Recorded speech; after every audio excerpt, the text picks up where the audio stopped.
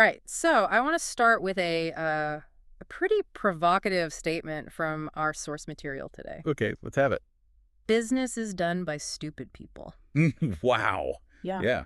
Yeah. Not pulling any punches, are we? That's quite an opener. It's a direct quote. And look, before anyone gets offended, because let's be real, we all like to think we're the smart ones, the idea here is that the truly smart people, The geniuses. the academic geniuses, yeah, they go into science, they're discovering particles, curing diseases, solving these incredibly complex proofs. Right. They operate in structured environments where raw intelligence is, the main currency. Exactly.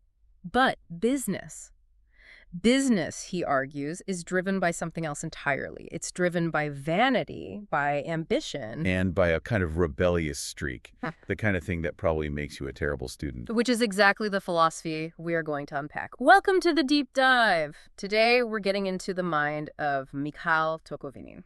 He's the founder of MOCRM, which is a huge CRM platform, but we're not really here to talk about software features. No, not at all. We are here for his mental models. We've got a stack of notes from this really candid interview he did where he just breaks down everything, why he doesn't read business books. The psychology of why we buy luxury cars we end up hating. Oh, that story is fantastic. And his method for spotting trends, this geek heuristic, is one of the most counterintuitive things I've heard in a long time. It flips the whole idea of early adoption completely on its head. It really does. So our mission today is to pull out these insights on management, sales, product strategy, and see how this sort of rebel mindset might apply to, your own work. Okay, so let's go back to that stupid people comment. It really seems to come from a massive chip on his shoulder about his own family, doesn't it? A chip on the shoulder can be a powerful engine for an entrepreneur. And in his case, the contrast is it's stark. Picture this. His parents are serious academics. His dad's an astrophysicist. An astrophysicist, his mom's an educator, and then there's his older brother, the golden child. I looked him up. The resume is intimidating. It's flawless. Straight A's, red diploma from Moscow State University, which is like graduating summa cum laude, and then Harvard, then a PhD. He basically beat every academic level in the game. And then there's Mikhail. Who calls himself the disgrace of the family? I mean, we're not talking about a B student. He was getting Fs. He says he failed gym. He barely scraped into a local technical university. But this is where his whole theory starts to form, right? He Right. says school grades are a metric, sure, but they're not really measuring intelligence. No, he says they're measuring obedience. That's the key. That's the whole thing. The A student is just optimizing for the approval of the teacher. The teacher sets the rules, and the A student follows them perfectly to get the reward. It's a test of compliance. Which you want, if you're building a bridge or performing surgery, you want the person who followed the rules. Of course. But business isn't stable. Business is chaos. It needs you to look at a system and say, I can do this better, or I don't care about the rules. The traits of a terrible student rebellion, vanity, wanting to show off, are the same traits you need to build a company. Okay, but hold on. That feels a little like survivor bias, doesn't it? Like, oh, I was bad at school, so I'm destined to be a billionaire. And he actually calls that out, which I respect. He says that rebel engine is dangerous. The same risk-taking that gets you on the cover of a magazine can also lead you to, prison or homelessness. Right. We only hear from the ones who made it. Exactly. It's the same engine, just pointed in a different direction. He connects this to the marshmallow test, which I thought was brilliant. Oh, I love this take. So the standard test, kid gets a marshmallow. If they wait 15 minutes, they get 2. And the classic take is that the kid who waits has discipline and will be successful. But Mikhail flips it. He says, yeah, the A student waits, but why? To please the adult in the room. Mm-hmm. They're being a good little rule follower. The C student, though, they might just eat it. Not because they lack self-control, but because they're playing for a different audience. Like who? The other kids. Exactly. Maybe they want to look cool to the girl at the next table. Look at me, I don't follow your dumb rules. I'm eating the marshmallow now. It's not a lack of discipline, it's a shift in who you're trying to impress. That makes so much sense. And speaking of trying to impress people, let's talk about his early businesses. Because before the big tech success, he was running some, let's just say they weren't glamorous. Selling computers, cartooning, and a chain of video rental stores. Video rental. Right. Wow. But he says that experience was his real education, especially because he had a mentor who basically let him fail. Yes, and this is where one of my favorite metaphors comes in. He says you have to ruin 20 pairs of shoes to learn management. What does that mean, ruin shoes? He's saying management is a craft. It's like making pottery. You can't learn it from a book.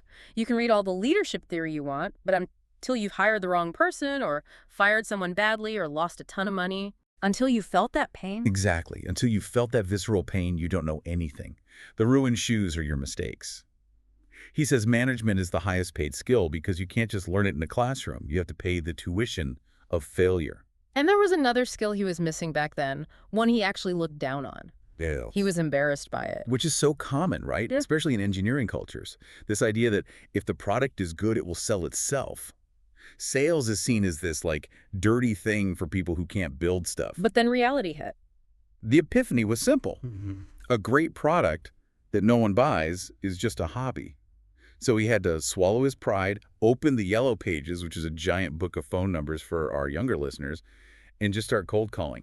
Hi, do you need a website? That's a huge mental shift. But his take on the psychology of it is, well, it's pretty cynical. He basically says all sales are manipulation. It's definitely controversial. His theory is that we make emotional decisions first, and then we use logic to justify them later. Buy with the heart, justify with the brain.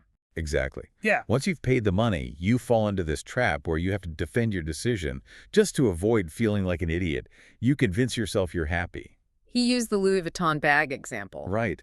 The actual materials aren't that different from a normal bag, but you pay thousands for the brand. You're not buying leather, you're buying a signal.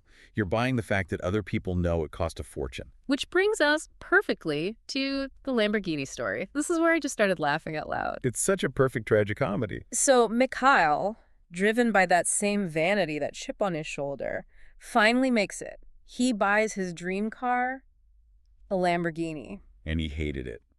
Why? Everything. He said it was physically hot inside. The suspension was so stiff you could feel a coin on the road. And he said he couldn't even pick his nose in traffic because people were constantly taking photos of him. He was a prisoner in his own dream. Totally. Just on stage all the time. But the real insight, the moment it all clicked, was when he was stuck in traffic and looked at the other cars. This is the best part. So he's sitting there, miserable, and he looks over and sees a Maybach. You know, the ultra-luxury limousine. Chauffeur-driven, silent, comfortable. And the guy in the Maybach. The guy in the back of the Maybach is looking over at Mikhail in his loud, flashy Lamborghini. And looking at him like he's a total idiot. Exactly, like he's a clown. And that's when Mikhail realized he was impressing the wrong people. He was impressing the teenagers on the bus, but to the people with real power, he just looks silly. It's such a great question to ask yourself.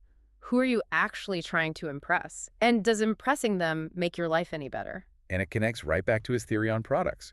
Because a Lamborghini isn't really a car, functionally. It's a marketing statement. Right.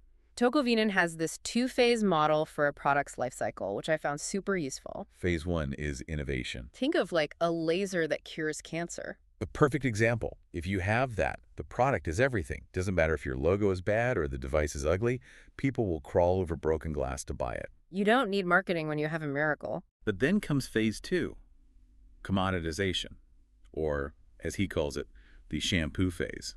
The shampoo phase. Think about it.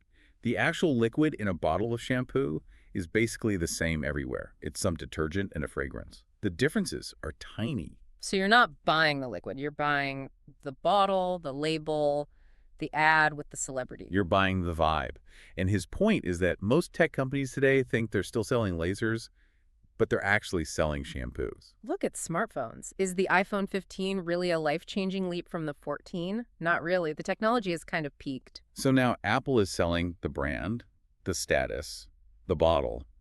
And if you're in the shampoo phase, you have to accept that you're in a fashion business, not just a tech business. Okay, so if everything is shampoo, then spotting the next big thing becomes even more critical, but that's so hard to do. It is. And he talks about the professional's curse.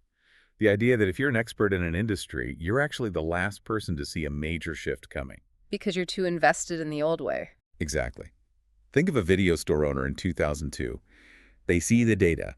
People are renting movies, revenue is stable. They can't imagine a world where that behavior just stops because their entire expertise is based on the current behavior. So how do you see past that? He has this rule he calls the geek heuristic. And this is fascinating. The standard advice is to watch what the geeks, the early adopters, are excited about. Well, the nerds. He says do the opposite. Geeks are always living 5 years in the future.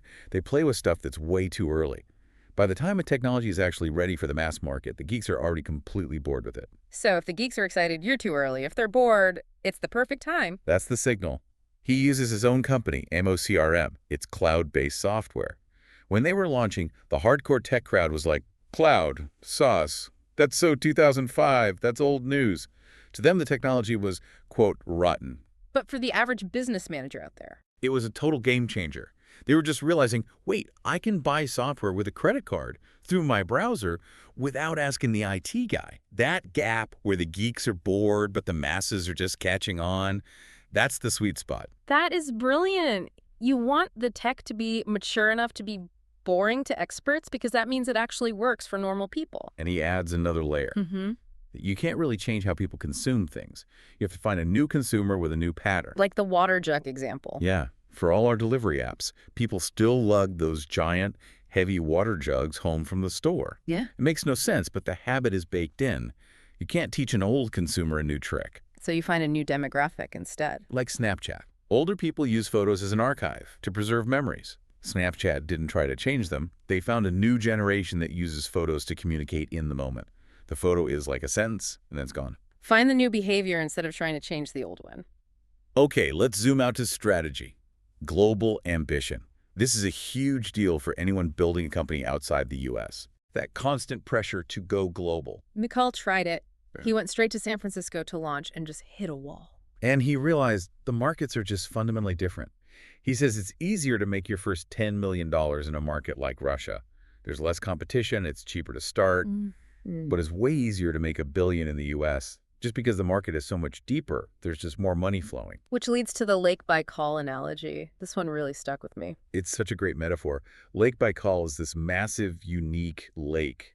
If you build your business just for the local Russian market, you're building a yacht that is perfectly designed for Lake Baikal. Right. It's got the right hull, the right sails for the specific winds. It plugs into all the local systems. And it will be the best yacht on that lake. You'll dominate. But if you take that yacht and try to sail it in the Pacific Ocean, It sinks. immediately it capsizes. It's not built for those conditions. It's too specific. So how do they avoid that trap? Because Mamre CRM is global now. They did something really hard. They kept a separate global version of the product running the entire time, even when it made no money. That sounds incredibly expensive and difficult. It is. They had to say no to paying local customers who wanted features that were only useful in Russia. They deliberately kept the main product generic enough that it could one day sail on the ocean. That is a level of discipline most founders don't have. You're turning down money today for a hypothetical future. And to have that discipline, you need to feel safe. Which brings us to the deal they did with 1C. Right, they sold 51% of the company. And usually when you hear that, you think, okay, they sold out, they gave up control. But Mikhail frames it as the exact opposite. He says they were buying the freedom to take bigger risks. How does that work? Well, think about it. When you're a founder and the company is all you have, you're terrified of losing it. You get cautious. You don't want to bet the farm. So by selling a majority stake, they took millions off the table, they secured their families, bought their houses. And once they were safe, once they were fed, they could actually be more aggressive with the business. They weren't playing to survive anymore. They could play to win because they had already secured their personal win. It's so counterintuitive. Selling the company let them act more like bold founders. I have to bring up the Cap story.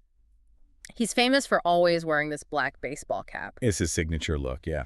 And when they were signing this massive deal with the founder of 1C, this titan of the industry. Boris Nerliev. Right. Mikhail realized something.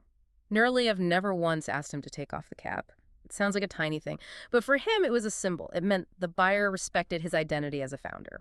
They weren't trying to absorb him into some corporate blob. They were buying the rebel and wanted him to stay the rebel. So when you put it all together, here's a guy who failed at school, failed in business, learned to do things he hated, bought his dream car and hated that too, and still built this global company by ignoring the experts. It's a story about iteration, not perfection. And it's why he doesn't read business books. He says they're like 1% meaning and the rest is fluff. He wants to learn by ruining shoes. And his big motivation now isn't even money. He calls it mental reproduction. It's a fancy term for legacy, really. He wants his ideas, his means to outlive him. The concepts we're talking about today, like the shampoo phase or the geek heuristic, if you start using those ideas, a part of his mind has been reproduced. It survives. So his advice to his 18-year-old self was just, don't be afraid. Or, as he put it more bluntly, don't piss. Simple, effective. Fear gets in the way of everything. So here's a challenge for you listening right now. Think about what you're working on. Are you building a yacht that's perfectly designed for Lake Baikal? Are you so optimized for your local pond that you can never survive in the ocean? And are you waiting for the geeks to get excited when maybe you should be looking for what they're starting to get bored with? And finally, is there a skill you're avoiding? A dirty job like sales? Because you think you're too good for it? Maybe it's time to go out there and ruin a few pairs of shoes. Indeed. Go ruin some shoes. That's our deep dive for today. Thanks for listening.